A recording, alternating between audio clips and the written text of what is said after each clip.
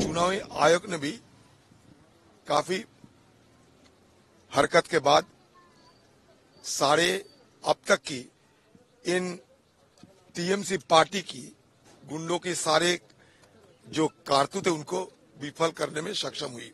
आगे क्या स्थिति आएगी मैं तो अभी इसी वक्त कहने की स्थिति में नहीं हूं। अब तक की स्थिति ऐसा है कि चुनाव हो रहे हैं, लेकिन कई बूथे हैं, जैसे कि बेलडांगा बोल के एक जगह है, मिर्जापुर, ये बड़ा खतरनाक जगह है, और बरुआ की दो चार जगह, और सालार की एक दो छोटे छोटे पॉकेट में ये सत्तारूढ़ पार्टी के कुछ गुंडों ने बदमाशी करने की कोशिश कर रहे हैं। अगर यूसुफ पठान के प्रति ममता बनर्जी की जरा सा उनको सम्मान देने की जरा सा उनकी मंशा रही, अगर रही थी तो उनको राज्यसभा में ला सकते थे। सीधा एकदम बहरमपुर लोकसभा में उनको लाकर ममता बनर्जी, उनका यही मंशा थी, मकसद यही थी कि मुसलमान वोटों में विभाजन हो। मुझे हराने के लिए दीदी ने एक क्रिकेटर को इस्तेमाल किया, जिनका हारना बिल्कुल तय है। अब तक मेरा लोकसभा क्षेत्र में ऐसा कोई बड़ा घटना नहीं घटी।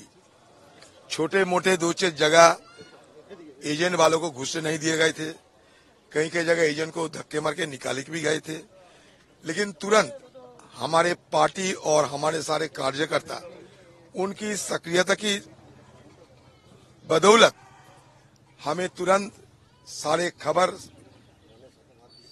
चुनावी आयोग को हम लोग बताया, और चुनावी आयोग ने भी काफी हरकत के बाद सारे अब तक की इन टीएमसी पार्टी की गुंडों के सारे जो कारतूत है उनको विफल करने में सक्षम हुई। फिर भी शुरू हुई, धीरे धीरे आगे क्या स्थिति आएगी मैं तो अभी इसी वक्त कहने की स्थिति में नहीं हूं।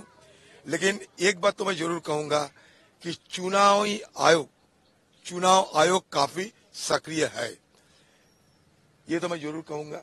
जहां जो देखते हैं जरूर कहूंगा। ये अब तक की स्थिति ऐसा है कि चुनाव हो रहे हैं, लेकिन कई बूथे हैं, जैसे कि बेलडांगा बोल के एक जगह है, मिर्जापुर, ये बड़ा खतरनाक जगह है, और बरुआ की दो चार जगह, और सालार की एक दो छोटे छोटे पॉकेट में ये सत्तारूढ़ पार्टी के कुछ गुंडों ने बदमाशी करने की कोशिश कर रहे हैं। वो नहीं चाहते कि हमारे एजेंट अंदर जाएं और बैठे रहें, और सत्तारूढ़ पार्टी की और एक मतलब सुविधा ये होती कि उन काफी ये निर्दलीय प्रार्थी को उन्होंने खड़ा किए हैं, जिनकी चलते उनकी अपना एजेंट की संख्या भी बढ़ चुके हैं।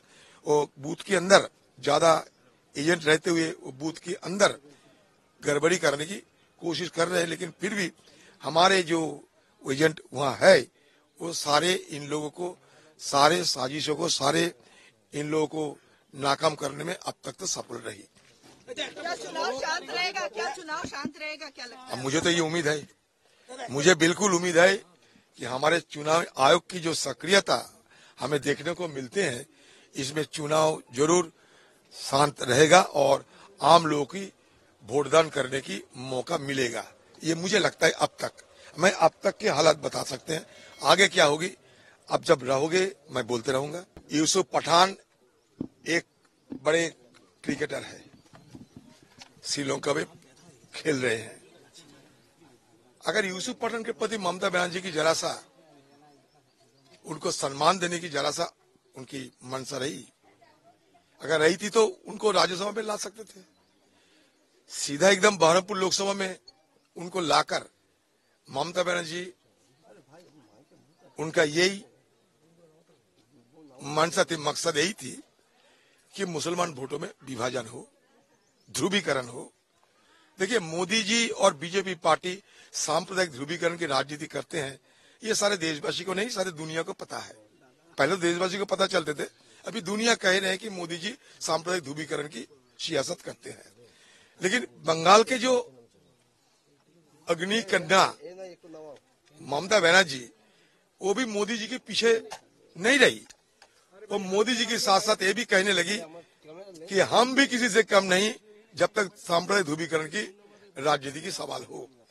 वो बहरमपुर मुझे हराने के लिए एक व्यक्ति को लाए, और जो व्यक्ति अब तक एक शब्द मोदी जी के खिलाफ और गुजरात में गोधरा बिल्किस बानो के जो मुद्दा, एक बात उनको जुबान से नहीं निकले, उल्टे वो कहते हैं कि मोदी जी के लिए उनका गर्व महसूस होते हैं। तो पता लगाइए कि ये मोदी जी और दीदी की सेटिंग के अलावा और क्या हो सकते। इसीलिए मुझे हराने के लिए दीदी ने एक क्रिकेटर को इस्तेमाल किया, जिनका हारना बिल्कुल तय है, नंबर 1। नंबर 2, टीएमसी पार्टी एक तरफ कह रही है कि हम लोग मुसलमान, तुम इतने बार तुम दादा को वोट दो, भाईजान को वोट दो।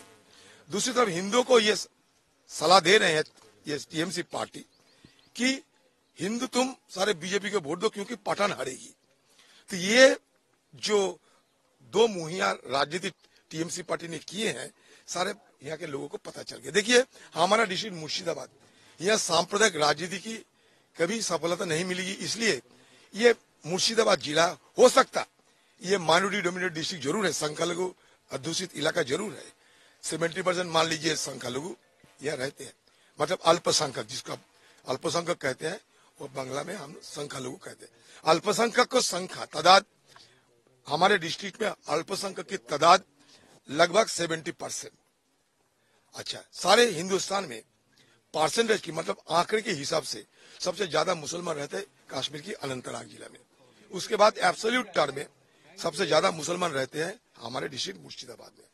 फिर भी ये डिस्ट्रिक्ट में मैं दिल्ली से ब्राह्मण पुत्र प्रणब मुखर्जी को लाए थे और जंगीपुर क्षेत्र में उनको उतारे गए थे, आपको शायद जानकारी है। वो एक मुसलमान उम्मीदवारों को हरा के हिंदुस्तान की राजनीति में सबसे पहली बार वो नुमाइंदे बन सके।